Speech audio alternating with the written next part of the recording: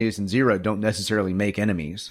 I think that also his death by gorilla is too convenient, too cutesy, and it would have been, you would have created more jeopardy later in the film. Think of Obi-Wan Kenobi. Obi-Wan Kenobi dies. Luke is on his own. He is thrown into this. He now has to figure out, do I trust the Force? All these things come to him. And by not allowing Milo's death to do that same thing for these characters, we kind of shortchange him a little bit. In this moment, we're dealing with Zira and Cornelius's grief, and Dr. Dixon trying to relate to them. We mean you no harm. I mean that gorilla, but we're dealing with their grief, and I've totally lost the point that I was making. We're dealing with their grief. Ruth Buzzy. We're dealing with their. I just made it worse, didn't I? Yes. Quit helping. Screw you, Todd. We're dealing with their grief and not their desperation, but just thinking about this minute and the fact they've lost Milo, to me, the sense that they should begin to get more desperate about the situation could have been held off longer. I agree. And so the questions that come up by the death, and death at any point in our lives usually makes us question something, whether it be the choices of how we interacted with that person or why we are where we are in our lives.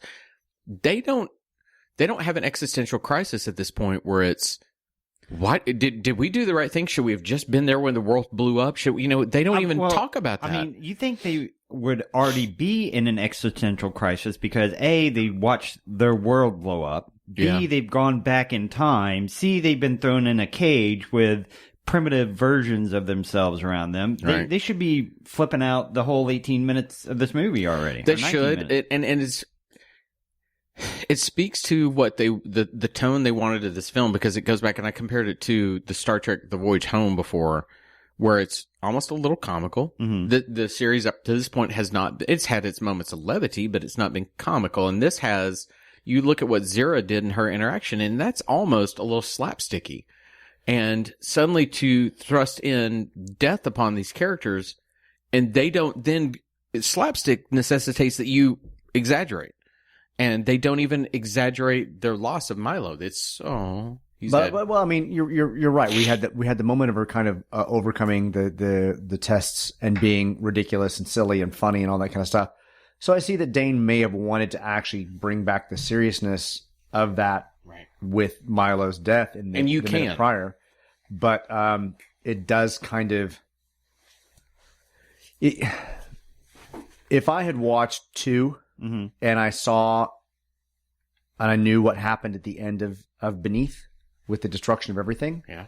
And I had watched this movie and was having a nice, fun romp with it. And then Milo bit it. I'd be worried about the rest of the movie. That's a good point. I'd be worried that it's going to go dark. I can see that my characters are by themselves, characters that I love.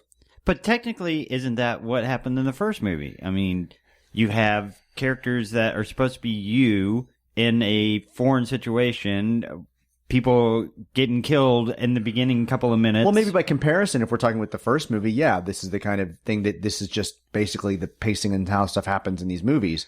But the audiences probably were not happy after Beneath, and to come into this and get this kind of lighthearted touch for the first 20 minutes of the movie, and then the record scratch. Have the record scratch. I don't know that I'd want to be on this ride anymore. But here's what I find interesting, and I am going to jump ahead in that we've talked about this all the time. Sean's not seen these movies. Yep. He's truly watching them 1 minute at a time. Richard and I have.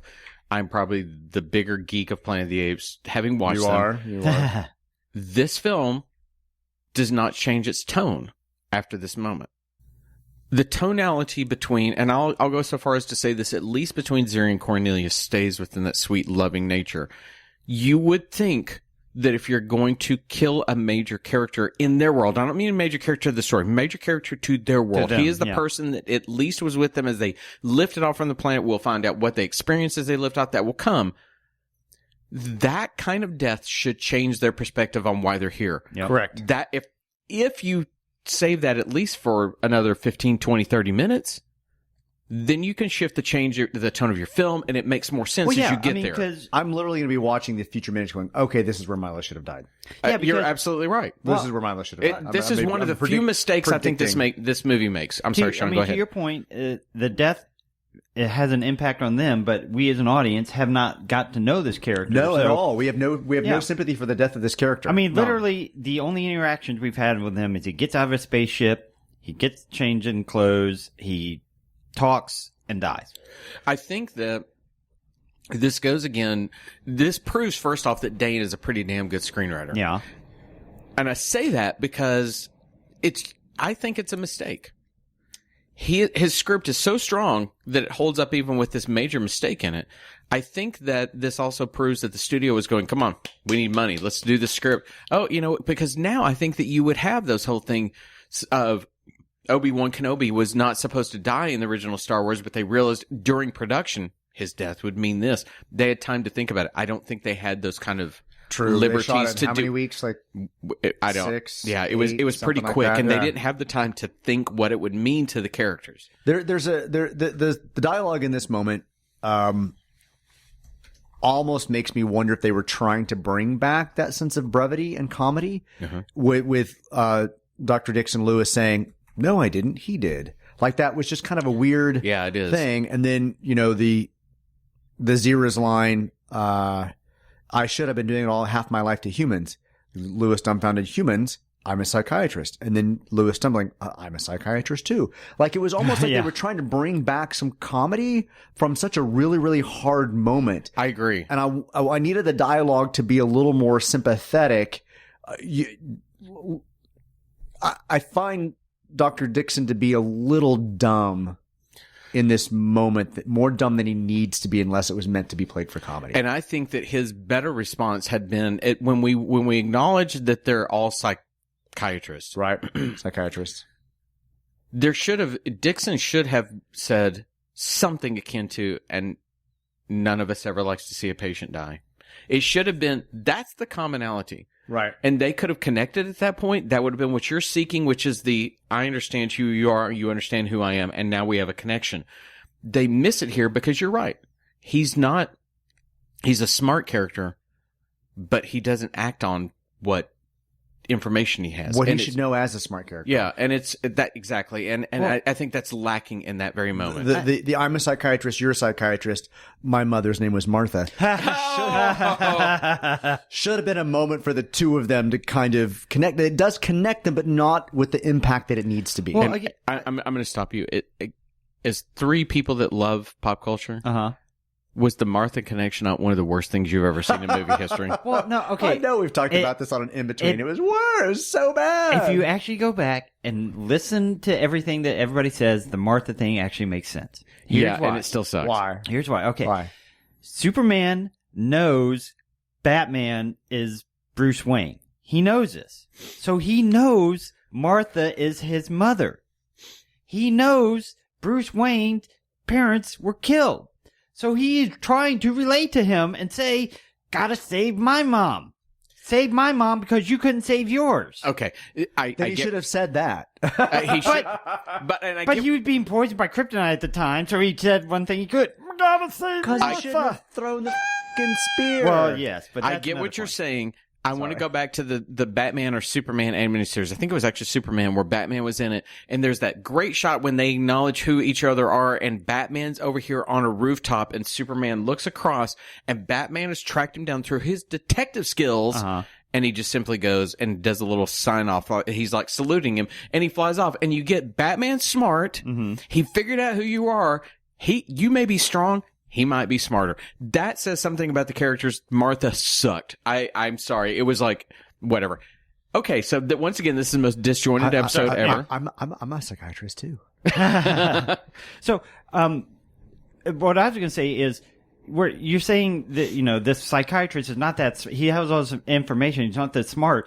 Again, this is the ANSA world. They put the depressed gorilla in chains. They didn't remove the gorilla from the cage. They didn't give him some Xanax. They just put him in chains. It says that he's anesthetized and chained gorilla slumps in the shadows. That chain was bad. Did you see that? It was around his head. The chain was through the bar. His things were like, I'd be a depressed gorilla too if I were chained up like that all the time. And of course, no gorilla has ever gotten loose from chains before. Nobody's ever seen King Kong. I mean, these people are morons. It would have been so much more interesting already. I know you want to watch the film and think this is where Milo should have died. I'm going to. What are you gonna as an amateur film nut and say this.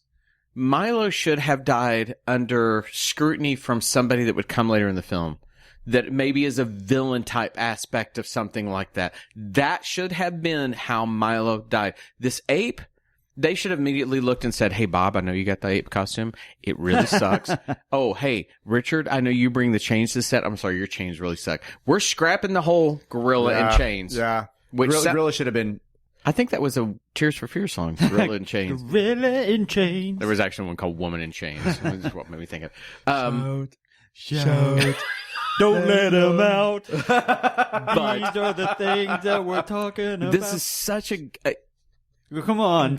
Dane is right to put this in here. This should have been here. On. It's so shut up. It is so wrong where it is. It really is. And it shortchanges Salminio again. Yeah. And, just the bad gorilla costume.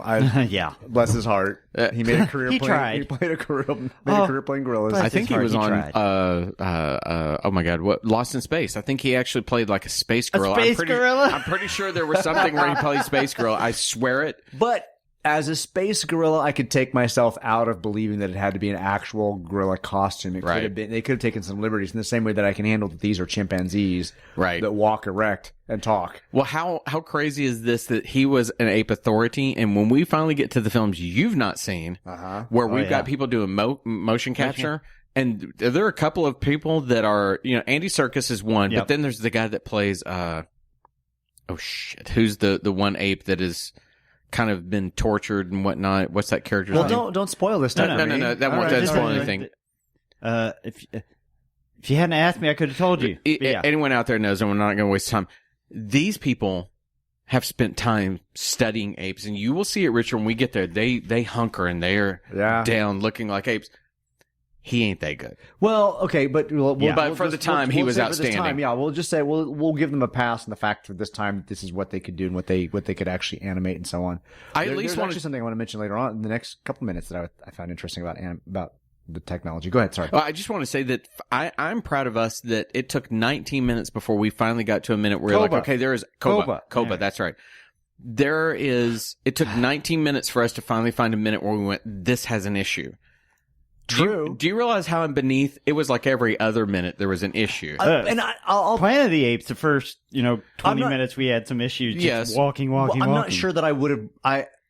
I'm not sure that I would have even been that critical of these last 2 minutes. Were we not doing an analysis of them? I think you're right. I think that you do skate over when you're watching. You're in the moment. You're like, okay, that's the information. When the minute is going by in a minute instead of being analyzed for half an hour. But then you realize that this minute could have been so much better. True. Had it been shifted about 30 minutes in the script. I agreed. This moment could have been better later on, and I agree. Okay, fine. We'll leave it there. When Richard agrees with me, I want everyone to stop. He doesn't counter me. He doesn't. No. Anyway, that is minute 19 in the books. Yes. We'll be back tomorrow on a Friday. We're minute 20. Until then, I'm Todd. That's Richard. That's Sean. Have a great day. Bye. Bye, everybody. I almost forgot. Son of a bitch. I did. I was just zoning on.